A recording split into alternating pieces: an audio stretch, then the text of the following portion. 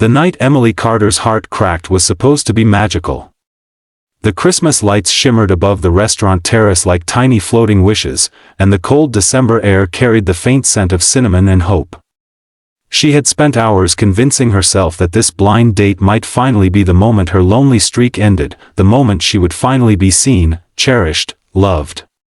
But as she sat alone at the small table decorated with a single candle and a sprig of holly, she watched the man she was meant to meet glance at her from across the room, then turn around, shake his head, and walk right back out through the glowing doorway. He didn't even bother to greet her. To him, a brief look was enough to decide she wasn't worth his time. And just like that, everything inside her tightened and folded, as if the world had whispered once again that she wasn't enough. If you believe in kindness, second chances, and the power of unexpected moments that change everything, make sure to like the video, share it, subscribe to the channel, and tell us in the comments where you're watching from. Emily's hands trembled slightly as she tried to maintain her composure. Couples around her laughed softly, forks clinked against plates, and the golden lights blurred in her eyes as tears threatened to fall. She told herself to breathe, to stay calm, to not let the shame swallow her whole. She had worked so hard to rebuild her life after a painful breakup 2 years earlier, therapy, new routines, promising herself she wouldn't settle for someone who made her feel invisible. But being rejected before even being greeted? On Christmas week? It felt cruel in a way she didn't have words for. She lowered her gaze, pretending to study the menu she already knew by heart, hoping no one had noticed her date fleeing like her presence was something to escape. Her heart beat heavy, a dull ache spreading through her chest as she tried to swallow the humiliation. But then, just when she thought the night couldn't get worse, a soft laugh, light and warm, broke through her misery. Emily looked up, and her eyes landed on a small girl, maybe 6 or 7, wearing a red velvet dress with a white ribbon around her waist. She had golden curls and eyes full of wonder, like she carried Christmas inside her smile. The child was holding a gingerbread-shaped toy in her hands, jumping slightly as if the whole world excited her. Behind her stood a man, tall, handsome, maybe in his early 30s, watching the child with a patience that radiated something gentle, something safe. The little girl was walking toward Emily's table, tugging her father's hand insistently. Emily straightened, unsure what to do, her heart still fragile from the rejection. The child stepped closer, her smile so bright it softened every sharp edge inside Emily's chest. And then, in a voice soft but filled with certainty, she asked the most unexpected question, "Can we join you?" For a moment, Emily froze. Her throat tightened, her breath stalled, and the pain of moments earlier tangled with a flicker of disbelief. Why her? Why now? But when she looked at the father, she realized he wasn't pulling the little girl away. He simply stood beside her, offering Emily a small, apologetic smile, as if silently asking whether this intrusion was okay. His eyes weren't pitying, they were understanding, like he had recognized the sadness she tried so hard to hide. She nodded gently, and the man pulled out a chair for his daughter before taking one opposite Emily. The restaurant lights shimmered around them, casting a soft glow over the impromptu trio. Emily felt her chest loosen slightly as the little girl chattered happily about Christmas decorations and her excitement over gingerbread cookies.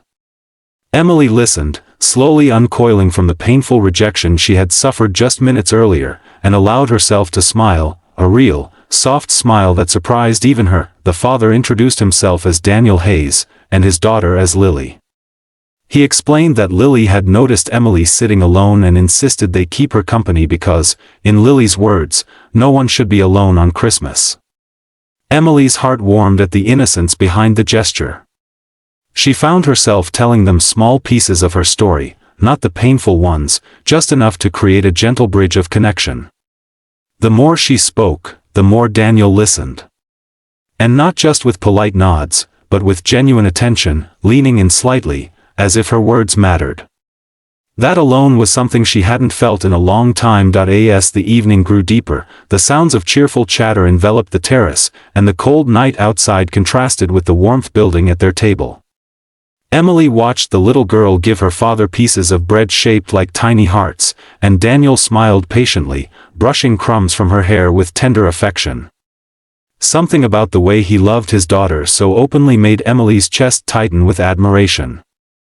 This was the kind of man who knew how to care, not just with gestures but with presence. Slowly, Emily learned that Daniel was a single father, widowed for nearly 3 years, doing his best to raise Lily with love and stability. It hadn't been easy, but he had kept going.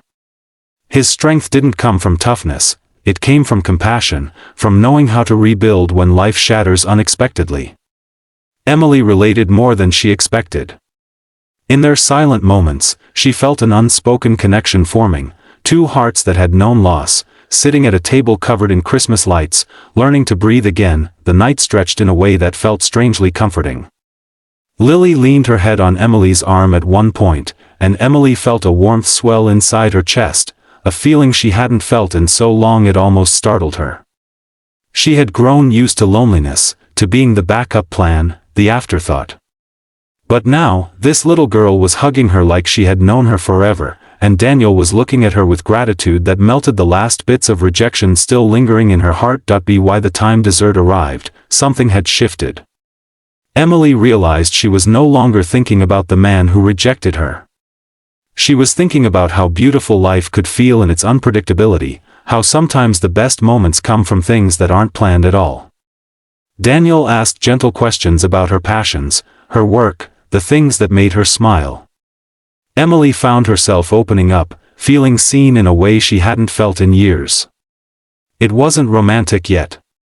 It wasn't rushed or forced. It was simply two human beings, broken in different places, finding comfort in each other's presence. Lily soon fell asleep against Daniel's shoulder, and Emily watched him adjust her carefully, brushing a kiss against her forehead. Something inside Emily shifted again, an ache, a longing, but also an admiration. She felt honored just to witness that kind of love. As the night neared its end, the restaurant staff dimmed the lights, and soft Christmas music filled the air.